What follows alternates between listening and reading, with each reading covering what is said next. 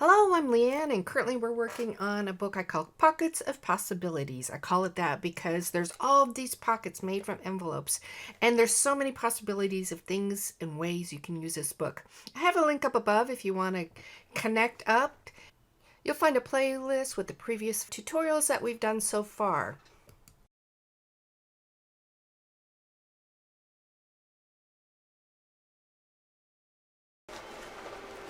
Okay, today I want to show you some more different binding options. Last time I showed you this book and how to put a beautiful lace binding on the back.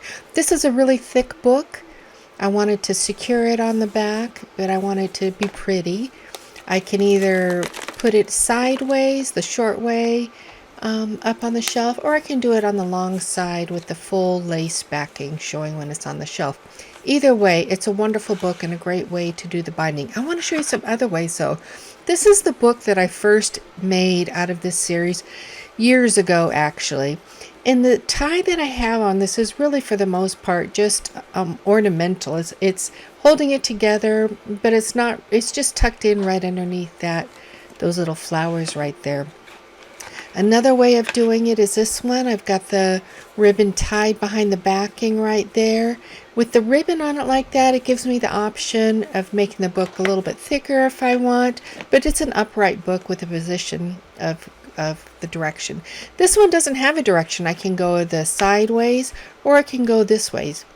Either way, I can use that book. This one doesn't have one at all. I never intended to have any kind of closure on it.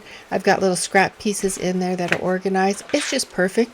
This one, I don't have it determined yet how big I want it, so I use this wonderful band. It's just a hairband I got from the dollar store. You can grab one, put it on there, and then you can make the book as big or as small as you want, and then do it later once you've determined the size and the direction that you want the book to go. It's just fabulous. It's just an easy thing to do, but a nice way to kind of hold it all together. So we've got the one with the temporary, none. You see all the different types. Right now I want to do a set size one with the set size bands. That's this one right here. It's got a magnetic clip on the front. It's got the two bands on the side, and the back is nice and simple. You can put it on the shelf in either direction, short way or long way. Opens up nicely. This one in particular, I just did a black cardstock, but it pretty much has a set size. I'm not going to make it a thicker one. I'm going to just write on the pages as they are. First thing I want to do is put a cover on it, and I want a cover that will be okay to work upright in the long position going up, portrait position, or if I were to turn it to landscape view with the long side on the bottom, it would be great. I like these. It's my little time of auditioning. I like the wonderful gingham, but it even gives it a little bit more punch having that creamy colored ribbon right behind it. So I'm going to use both ribbons, and this is the glue that I'm using, the Glossy Accents. You can find it on Amazon. I like putting a little bit on the end of my ribbon to make sure it doesn't fray, and then place my ribbon on the top with the side just peeking out. This glue is a nice strong glue. It's going to hold it together nicely. I have a little tip just peeking out, and I'm going to have about 1/4 of an inch secured to the front of it to hold nicely to the cover page. It's good to take a ruler though at this point and measure how thick your book is. How wide is it? So I'm going to take that 1/2 inch on the top, a 1/2 inch on the bottom, and then my book is about 1 inch thick. So I'm going to have a 2-inch piece that I'm going to need for my hinge. I'm going to want a hinge at the top, a hinge on the bottom, and then a hinge that's going to be to open and close the book. Gluing this piece down just so gently and letting it dry. I'm putting a little crease right here just to give an idea of where my book is going to be at 1/2 inch. Got it right there. Isn't that adorable? I just love this. I think it's just a wonderful look. It gives it just a little bit more personality than a plain color ribbon would be, especially by that floral. I love it. I take a ruler, make sure my positioning is about a half an inch, I would say, from the bottom, and I'm going to be doing the same measurement from the top. So a half an inch ribbon, a half an inch from the bottom, but you can put it whatever distance that you want. You can put it an inch from the bottom, whatever feels comfortable with you, and depending on the size of your book. Let that dry, and in the meantime, there you go. See, I'm measuring the top, bringing the ribbon in, and then holding it there so I can put the glue at the top. This glue really is a fabulous glue for something like this because it holds nice and securely. In the meantime, these are the magnets that I use for the closure. They're nice and thin. The Tim Holtz ruler is wonderful because you can use it to actually find the middle of your book. There's the 0 point, giving it a nice little tug to get it in the right position. And once again, I'm using the same glue. These magnets are nice and thin. I got them, I think you can get them off of Amazon as well. They were hard to find for a little while, but they have a little paper on the top and on the bottom that you do need to remove. Let that dry nicely before you do anything because you don't want it to pull up if you have the other magnet going against it. Doing the other side now, I'm going to do a ½ inch on the other side just like I did on the front.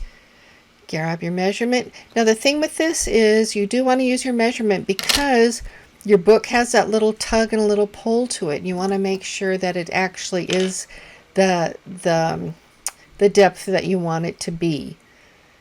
Once you know that, once you have it, and once again I used just kind of a pinch to create that crease so that I knew I was in the right spot, and then I put a brick there just to give it a little bit weight so it wouldn't be pulling up while it was trying to dry. Let that dry nicely and then go on, and you're going to be doing the same thing to the other side. Use your ruler, measure the distance, and then go ahead and place that glue. This is an important part, and you have to be patient. You have to just kind of walk away a little bit and let it do its thing. This glue does really pull back. You know, it doesn't grab as fast as some of the white glues do, but it's just so fabulous. So there you go. Measure it up. And just kind of work your fingers a little bit. Make sure it's where you want it because once it's there, it's there. You're not going to be able to make any kind of adjustment. Put the weight on and walk away and let it dry. So now that's what the back's going to look like, and then we're going to put the hinge on for the front. One more part there, and I'm using the same distance once again. I'm going to do the 1/4 inch seam coming in, just like we did on the front, but this one's in the middle of the book. Holding it there securely until I know that it's there and that it's not going to pull up. Letting it dry nicely. You have to be really patient with this. It's a simple procedure, this type of binding, but you do really just have to be patient. So you can see there I did initial part and then I turn it around and then I glue the rest of the area once I know that initial bond has occurred on the very tip of that. Turning it over, I want to show you how I do the rest of the magnets. Sometimes these magnets are hard to get out of the holder. I actually had to use my scissor to kind of push it out. So see, that goes nicely.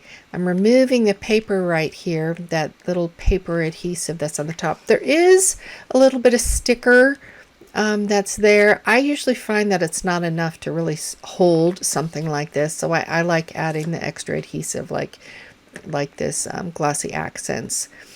I try to make this work, just pushing it. I think about putting that brick there. But the thing is, if you were to put a brick on top of that and some of your glue was going over the edge, it would actually glue to your paper, and that would be a problem. So I don't actually put the glue, I don't actually put the brick on this one or on top of this one like my instinct tells me that I want to do. So I just kind of walk away a little bit and let it do, and you can see, boom, it did pop up. It didn't work, and so I have to come up with a plan B, if you will. Initially I tried to do the same thing. I was going to put glue right on my magnet, but I realized the same problem is going to happen. So what I do, I remove the magnet, I put it directly upon the glue spot on the ribbon closure, and I let it just dry like that. It works so much better. I didn't have to worry about the pressure pulling it from the paper, the cover front paper part.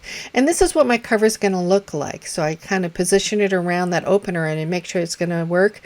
I want to close it right here. I'm really tempted to, but I let it dry. I walk away because if that didn't work, it's just going to pull it off and I'd have to go through the whole procedure again. Even now, I'm really cautious. I want to make sure it's dry because it's a strong bond. And if it's not dry enough, it's going to pull away from my ribbon. So I'm really cautious.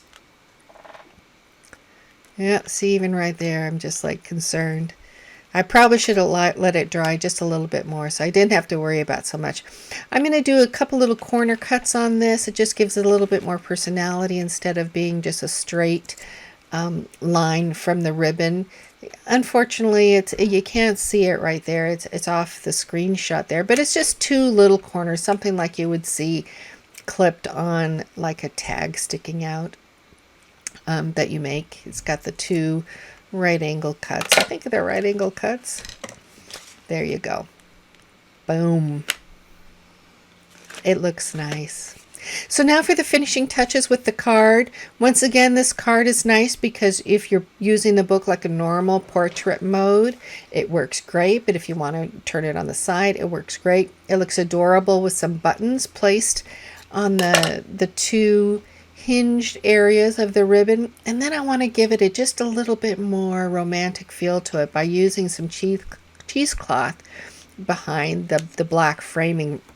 It's a nice simple front so that it can slide easily in and off of your bookshelf, not having to worry about the front being ruined as it moves in and out.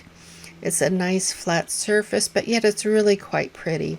And I just like the touch. It's so simple that this cheesecloth, what it does, but it really adds such a nice touch. It's easy, it's inexpensive, and relatively quick. The biggest problem is when it sticks to your fingers, but that's not a big problem now, is it? You can deal with that. So just a little glue right along the edges, making sure that it's peeking out properly and finishing it off. I have it all the way around, and now there. Perfect. I love how this turned out. It's easy, it's simple, it's a nice crisp look. So if you want to use this for your book, it's whether it's this design of a book or some other design of a book, it's a wonderful way to complete the binding of your book. I hope that helped. I'm going to show you some other ones right after this and just kind of finish up your options of how you can do the book. I hope you've enjoyed this tutorial. There'll be a few links at the end, and I will see you soon with the rest of the options. Talk with you later. Goodbye.